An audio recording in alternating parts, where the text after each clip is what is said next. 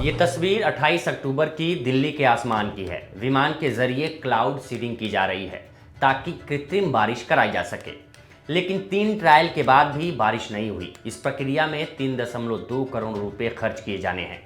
इस बात से सब हैरान हैं कि आखिर क्लाउड सीडिंग के बाद भी दिल्ली में बारिश क्यों नहीं हुई। इस प्रक्रिया में आम जनता के टैक्स के 3.2 करोड़ रुपए फूंक दिए गए, लेकिन फायदा ढाक का 3 पात ही रहा। कई लोग तो सरकार से रिफंड मांग कर रहे हैं कि अगर सामान की डिलीवरी फेल हो गई है तो रिफंड तो बनता ही है।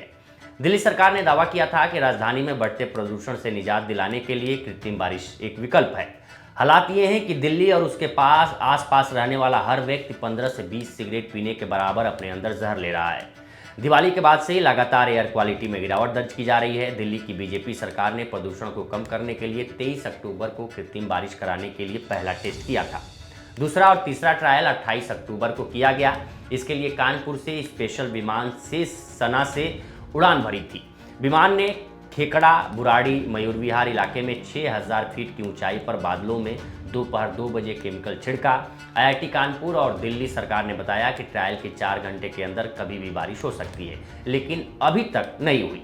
आप नेता सौरभ भारद्वाज ने वीडियो बनाकर दिल्ली सरकार के इस ट्रायल का मजाक उड़ाया। हंसते हुए उन्होंने कहा कि 4:30 बज चुके हैं, बारिश नहीं है। बारिश में भी फर्जीवाड़ा, कृत्रिम वर्षा का कोई नामो निशान नहीं दिख रहा है। इन्होंने सोचा होगा देवता इंद्र करेंगे वर्षा, सरकार दिखाएगी खर्चा। 4:30 बज चुके हैं।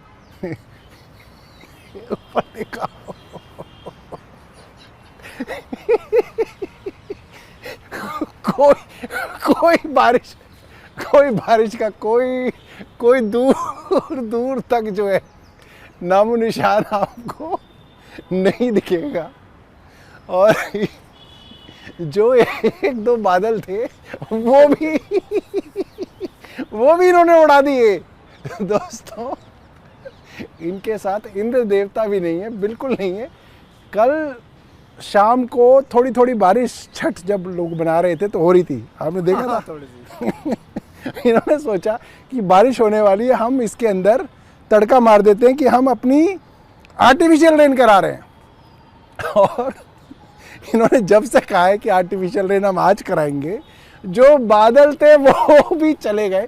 आप देखिए दूर तक जो है कोई बारिश का दूर तक नामो निशान नहीं है। और हम बिल्कुल ल्यूटेंस दिल्ली में सेंटर में बिल्कुल खड़े हैं। बिल्कुल प्रवेश वर्मा जी का घर यहीं पे पड़ोस में है, प्रधानमंत्री निवास यहीं पड़ोस में है। भाई ज़मीन में दिखा दो, कहीं ऐसे कहें कि बारिश हुई थी। दिखाई नहीं, बिल्कुल सूखी हुई। देख लो दोस्तों, ये टंकी है और टंकी पे पूरी धूल जमी हुई है। टंकी पे कोई एक बूंद बारिश जो है नहीं हुई। तो अब दोस्तों मुझे ऐसा लगता है ये क्या कहेंगे, अब ये डिक्लेयर नहीं करेंगे कि हम बारिश करा रहे हैं, बारिश होने देंगे किसी दिन।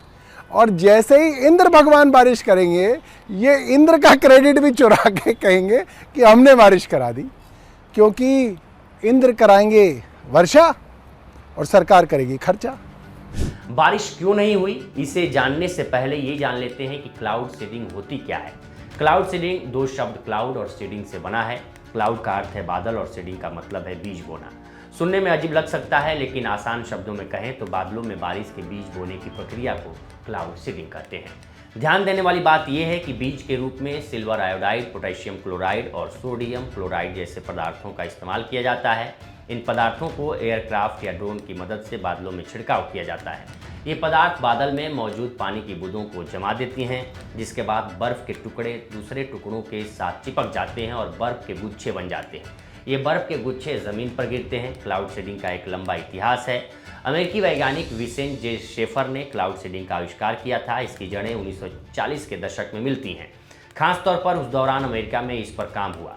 जानकारों का मानना है कि बिना बादल आप कृत्रिम बारिश नहीं करा सकते। मतलब ये है कि जहाँ कोई भी बादल नहीं है वहाँ आप सीडिंग नहीं कर सकते।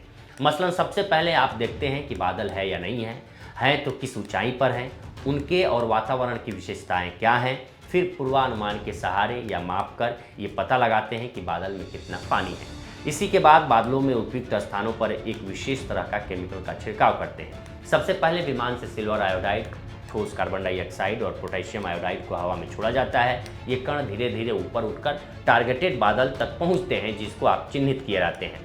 वहां पहुंचकर सिल्वर आयोडाइड के सूक्ष्म कण बर्फ के छोटे छोटे क्रिस्टल में बनने में मदद करते हैं। जब ये बर्फ के टुकड़े भारी हो जाते हैं तो नीचे गिरने लगते हैं। गुरुत्वाकर्षण के कारण गिरते वक्त ये बर्फ के टुकड़े पिघलने लगते हैं, जो बारिश की बूंदों के रूप में धरती पर गिरते हैं। इसके अलावा बादलों को इलेक्ट्रिक शॉक देने की भी एक तकनीकी है, जिसके इस्तेमाल से बारिश करवाई जा सकती है। इसमें ड्रोन तकनीकी की मदद से बादलों को इलेक्ट्रिक शॉक दिया जाता है। यूएई ने इस तकनीकी का इस्तेमाल कर साल 2021 में कृत्रिम बारिश करवाई थी। अब सवाल है कि फिर दिल्ली में बारिश क्यों नहीं हुई। इस सवाल के जवाब में आईआईटी कानपुर के निदेशक प्रोफेसर मनिंदर अग्रवाल ने इंडिया टुडे को बताया कि बादलों में नमी केवल 10 से 20% थी, जबकि क्लाउड सीडिंग के लिए 40 से 50% नमी की ज़रूरत होती है। उन्होंने कहा कि क्लाउड सीडिंग कोई जादू नहीं है, नमी के बिना सफलता भी नहीं मिलती। दिल्ली में ट्रायल से डेटा मिला है, जिसका हम आगे इस्तेमाल करेंगे। एक ट्रायल में 50 से 70 लाख रुपए लगते हैं। दिल्ली सरकार ने 5 ट्रायलों के लिए 3.21 करोड़ रुपए आवंटित किए थे। 29 अक्टूबर को चौथा ट्रायल होना था, लेकिन इसे आगे के लिए टाल दिया गया है। भारत में इससे पहले भी कई बार ऐसे क्लाउड सीडिंग हो चुकी हैं। भारत में 1983-87 में इसका पहली बार इस्तेमाल किया गया था। इसके अलावा तमिलनाडु सरकार ने 1993-94 में ऐसा किया था। इसे सूखे की समस्या को खत्म करने के लिए किया गया था। साल 2003 में कर्नाटक सरकार ने भी क्लाउड सीडिंग करवाई थी। इसके अलावा महाराष्ट्र में भी ऐसा किया जा चुका है। वैज्ञानिकों की एक स्टडी में पाया गया है कि महाराष्ट्र के सोलापुर में क्लाउड सीडिंग से सामान्य स्थिति की तुलना में 18% ज़्यादा बारिश हुई। ये प्रक्रिया सिल्वर आयोडाइड या कैल्शियम क्लोराइड जैसे कणों को बादलों में फैलाकर बारिश को बढ़ाते हैं। तो फिलहाल इस रिपोर्ट में इतना ही। बाकी देश दुनिया की तमाम खबरों के लिए बने रहें लोकमत हिंदी के साथ। नमस्कार।